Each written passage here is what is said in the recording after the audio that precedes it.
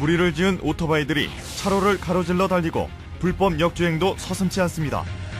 도심대로에서 10대 15명이 벌인 폭주 사건인데요. 수년째 사라지지 않는 폭주족을 근절시키는 방안, 수도권 현장 24시에서 알아봤습니다.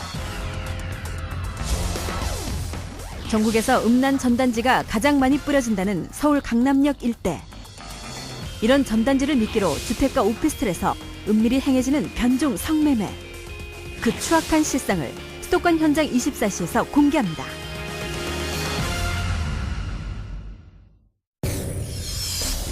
한밤중 경기도와 서울을 넘나들며 오토바이로 때를 지어 도로 위를 무법자처럼 질주한 10대 폭주족들이 경찰에 붙잡혔습니다. 난폭 운전을 일삼은 10대 폭주족들은 위험하다고 나무라는 운전자에게 되레 폭력을 휘두르기도 했는데요.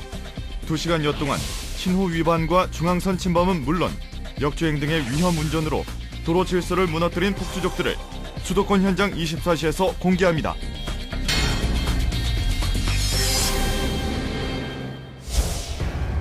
서울 은평구 신사지구대.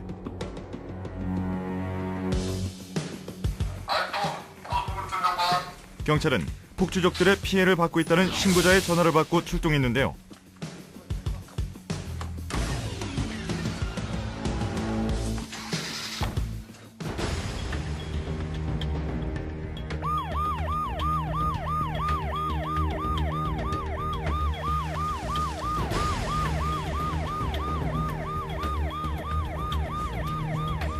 (10대) 폭주족들이 오토바이를 때로 타고 도로 위를 달리며 승용차의 진로를 방해하는 것은 물론 도로 안전을 위협하고 있는 심각한 상황이었습니다. 당시 실제 상황을 담은 블랙박스를 입수했는데요. 헬멧도 쓰지 않은 10대 폭주족 15명이 오토바이를 타고 도심대로를 질주합니다. 도로의 법규는 무시한 채 폭주족들은 신호위반과 중앙선 침범은 물론이고 지그재그로 달리며 다른 차량들을 막아섭니다.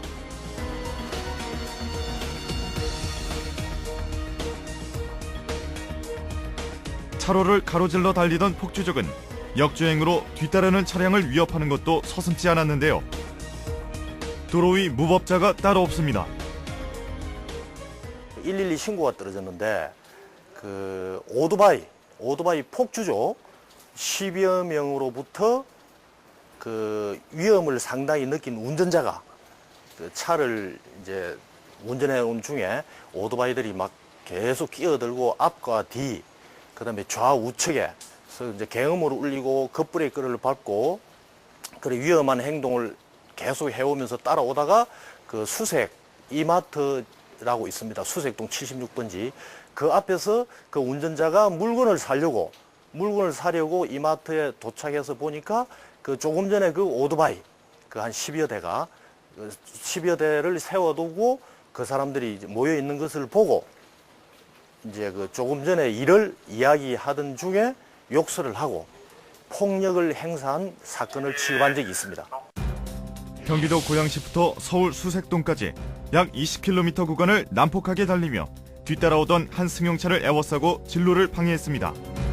그 때문에 사고의 위협을 느낀 운전자가 차에서 내려 10대 청소년들을 달래보는데요. 하지만 되돌아온 건 다름 아닌 폭력. 운전자는 멱살을 잡히는 등의 봉변을 당할 수밖에 없었습니다.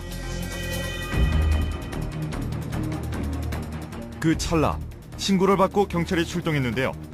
경찰을 발견한 폭주족 15명은 현장에서 오토바이 한 대를 버리고 달아났는데요. 하지만 이 철없는 10대들은 자신의 오토바이를 잃어버렸다고 사건 현장 인근 지구대에 신고하는 어처구니 없는 행동을 했다가 덜미가 잡혔습니다. 수사 결과 폭주에 사용된 오토바이 중 5대는 미등록된 것이었으며 2명은 무면허 운전이었습니다. 당시 사건이 일어난 현장으로 제작진이 찾아가 봤는데요. 그곳에서 사건의 경위를 더 자세히 들을 수 있었습니다. 여기에 그 오토바이가 보이길래 그 사람한테 왜 그리 했느냐, 위험하게 왜 그런 하느냐 그러니까 둘러싸우면서 4명이 둘러싸가지고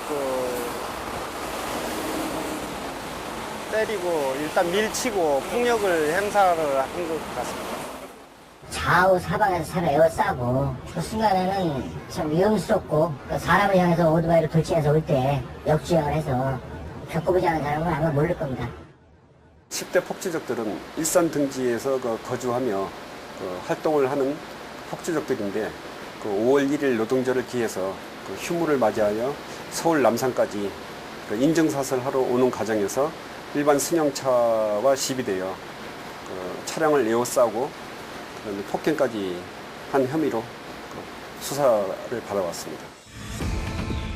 고교생이거나 고교 중퇴생들로 이루어진 10대 폭주족들은 서울 남산타워에서 인증샷을 찍기 위해 일산에서 서울까지 오토바이 폭주 원정에 나선 것으로 밝혀졌는데요. 다른 운전자들에게 교통사고 위험까지 끼치며 이 같은 폭주를 하는 이유에 대해 물어봤습니다. 그러니까 차를 놀리는 게 재밌는 게 아니라 그냥 오토바이를 타고 노는 게 재밌는 거고 그냥 오토바이 타고 놀면 그렇게 되는 것 같아요. 지난 서울지방경찰청 교통문제수사팀에서는 지난 몇 년 동안에 걸쳐서 도심 소음 유발을 일삼고 난폭 운전을 일삼는 폭주족들을 집중적으로 단속해 왔습니다. 그 결과 도심에서 폭주 행위는 사실상 사라졌다고 판단되었으나 서울 인근 수도권에서 유입되는 10대 폭주족들이 간헐적으로 발생되고 있습니다.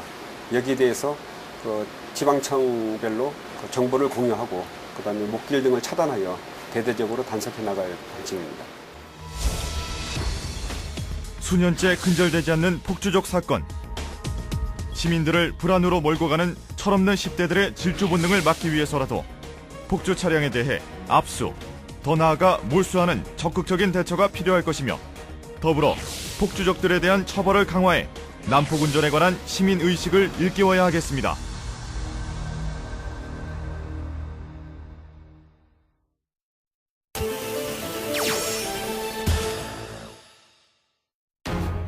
인도 위에 마치 낙엽처럼 수북이 쌓여있는 전단지. 모두 반나의 여성들이 인쇄돼 있는 성매매 전단지들입니다. 강남 오피스텔에서 은밀히 행해지는 변종 성매매. 그 탐욕스러운 범죄 현장을 공개합니다.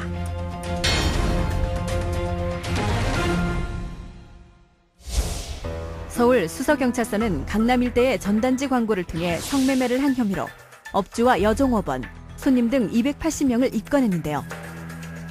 이들이 변종 성매매를 한 장소는 주택가의 고급 오피스텔이었습니다.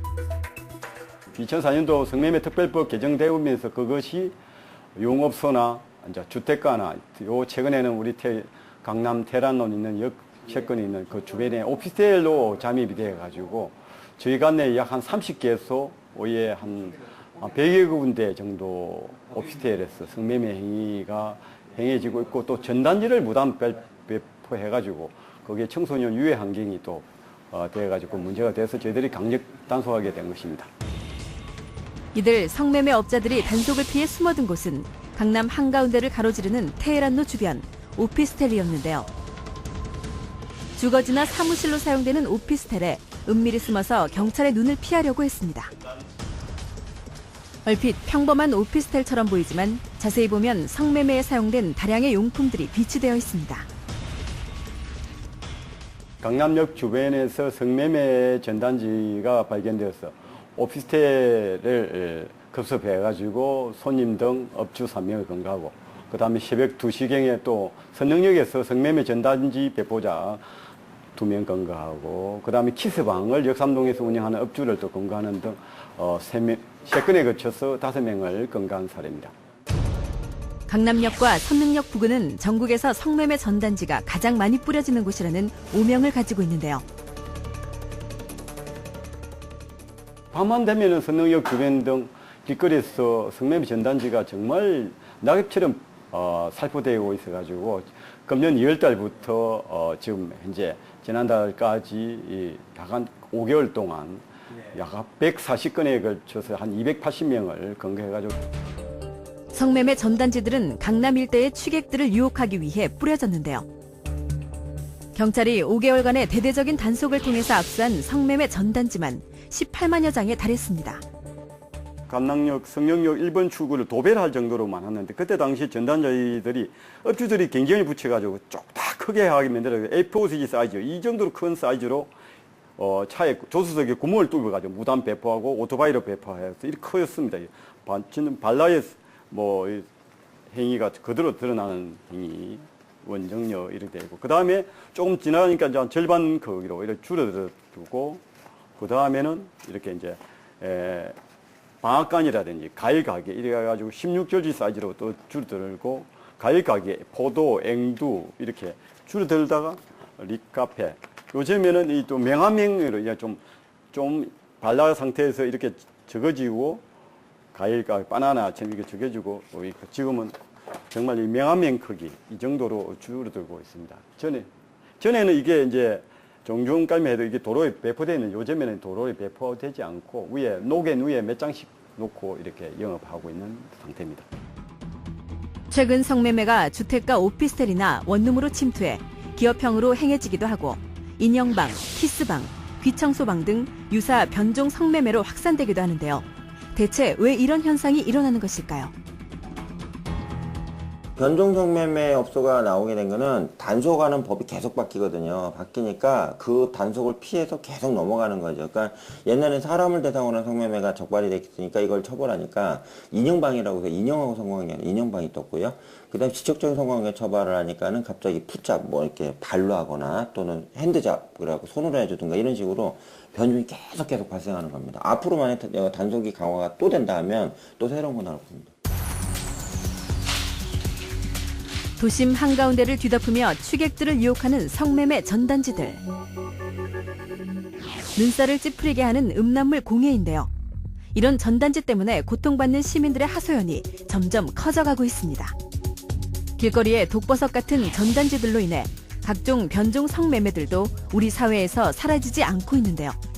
쫙 길바닥에 뿌려놓으면 술 드신 분들이 그걸 들고 찾아오신대요. 그래갖고 매출의 급상승이 있거든요. 다만 이걸 뿌리는 행위에 대해서 경찰이 성매매 유사행위로 해서 단속을 하고 있어요. 그렇기 때문에 자주는 못하는데 비 오는 날이나 술 많이 먹는 목요일날 저녁 같은데 유흥가에 집중적으로 뿌려놓고요. 근데 이거에 대해서 처벌이 너무 경미합니다. 이게 뿌려진다는 것은 업소가 있고 영업을 하는 여성이 있다는 얘기 아니겠어요? 그래서 일본과 같이 불법적인 지역에서 성매매를 하는 경우에는 이 전단지를 회수한 즉시 이 영업을 했다는 의사로 간주를 해서 더 강력하게 처벌하는 게 필요하다고 봐요. 시민들이 이용하는 지하철 입구와 길거리에 무차별 살포되는 선정적인 전단지들. 성매매업자와 성매수자를 이어주는 연결고리가 되고 있을 뿐만 아니라 청소년들에게도 악영향을 끼칠 수 있는데요. 보다 강력한 처벌을 통해 성매매의 사슬을 완전히 끊어야 하지 않을까요?